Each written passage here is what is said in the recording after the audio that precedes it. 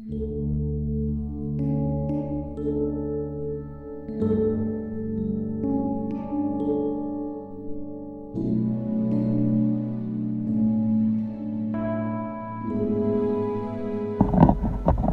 pagi saudara-saudara yang dikasihi Tuhan. Jumpa lagi hari Kamis 12 November 2020. Pagi ini kita menemukan Injil Yohanes pasal 15 ayat yang ke-16 yang berkata sebagai berikut. Bukan kamu yang memilih aku, tetapi akulah yang memilih kamu. Dan aku telah menetapkan kamu supaya kamu pergi dan menghasilkan buah, dan buahmu itu tetap, supaya apa yang kamu minta kepada Bapa dalam namaku diberikannya kepadamu. Puji Tuhan, kita menemukan suatu status kita yang luar biasa di mata Tuhan, bahwa Tuhan memilih kita di saat kita belum punya buah, di saat kita tidak bisa berbuat apa-apa, di saat kita belum tahu berbuat apa-apa. Sebab itu dikatakan, akulah yang memilih kamu dan aku menetapkan kamu supaya kamu pergi menghasilkan buah. Jadi dalam kehidupan ini, ketika kita diselamatkan oleh Tuhan, kita harus menyadari itu bukan karena ada sesuatu yang baik dalam diri kita yang merupakan buah sehingga kita dipilih Tuhan, bukan. Tetapi justru Allah memilih kita agar kita mempunyai buah di kemudian hari. Yaitu, dan ketika Dia memilih kita, kita akan menghasilkan buah yang sudah ditetapkan oleh Tuhan. Saudara-saudara yang dikasihi Tuhan, kita menemukan suatu ungkapan yang jelas bahwa untuk menghasilkan buah yang banyak dan buah itu akan terus ada, maka kita tidak punya pilihan lain selain kita harus meluaskan diri kita selalu dibersihkan. Karena itu dikatakan dalam Yohanes 15 ayat pertama dan kedua, akulah pokok anggur yang benar dan Bapakulah pengusahanya. Setiap ranting yang ada padaku yang tidak berbuah dipotongnya, dan setiap ranting yang berbuah dibersihkannya supaya ia lebih banyak berbuah. Kita menemukan suatu keadaan di mana untuk lebih banyak menghasilkan buah sesuai dengan ketetapan Tuhan dalam diri kita, maka pilihan yang terbaik harus selalu dibersihkan. Untuk menghasilkan buah yang banyak, maka kita harus rela dibersihkan. Kita tidak bisa melawan, karena yang diharapkan dari kita adalah buah yang tetap, bukan buah hanya sekali atau 2 kali, 3 kali dalam setahun. Tapi buah ini tetap. Maka untuk buah itu selalu tetap ada, maka kita harus selalu dibersihkan.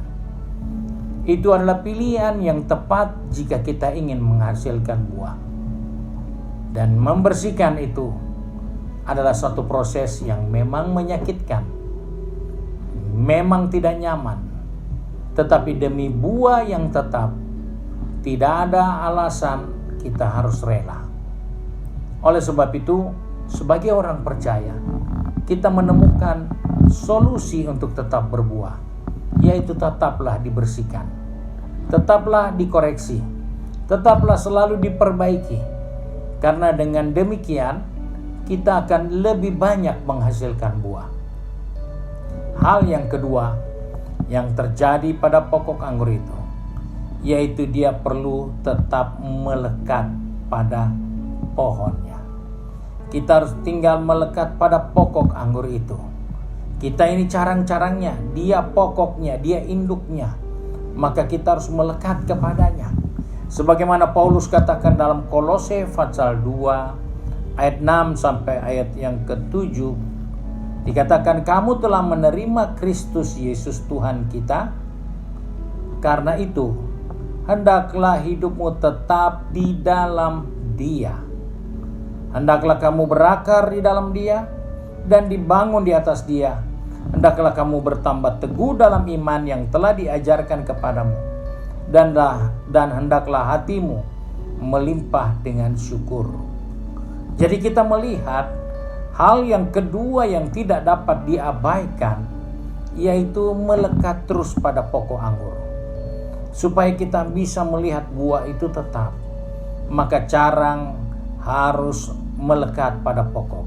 Ranting harus melekat pada pokok. Karena kita dipilih untuk menghasilkan buah. Tidak akan terjadi proses pembuahan kalau ranting, kalau cabang itu tidak melekat pada pokoknya. Dan itulah sebabnya, karena kita hidup di dalam Dia, maka kita harus tetap melekat pada pokok anggur itu. Supaya kita bisa melihat buah yang baik. Dan Bapa di surga dipermuliakan melalui kehidupan orang percaya yang ada buah. Sebab itu, biarlah kita sebagai orang percaya di tengah-tengah zaman seperti ini, ingatkan dirimu, engkau ditetapkan untuk menghasilkan buah. Engkau bukan ditetapkan hanya untuk menjadi anak Tuhan yang begitu-begitu saja, tidak. Tetapi engkau telah dipilih dan ditetapkan supaya kamu menghasilkan buah, dan buah itu tetap. Sebab itu mari kita mau datang bawa hidup kita ke dalam tangan Tuhan, supaya kita selalu dibersihkan dan selalu menekat pada pokok anggur yang benar itu. Mari kita satu di dalam doa. Kembali pagi ini kami datang kepada Bapa di surga. Dengan segala puji dan syukur kami kembalikan kepada Bapa di surga. Karena oleh kasih setiamu, semua kami boleh ada sampai hari ini.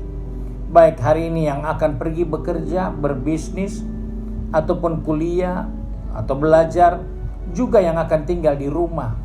Bapa, kami datang kepadamu menyerahkan seluruh kehidupan ini, karena kami percaya Engkau sudah menetapkan kami untuk kami menghasilkan buah.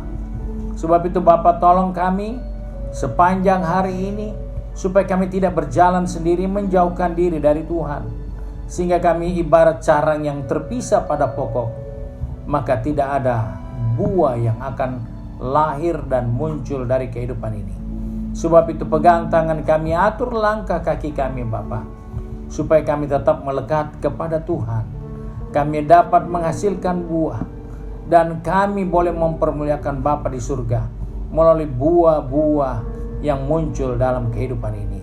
Terima kasih Bapa untuk berkat-Mu sepanjang hari ini. Terima kasih untuk berkat rohani yang Kau sudah sediakan bagi kami, baik bagi jasmani rohani kami. Sebab itu kami berdoa dan mengucap syukur di dalam nama Tuhan Yesus Kristus, Juru Selamat kami, majikan kami yang baik dan setia. Haleluya. Amin.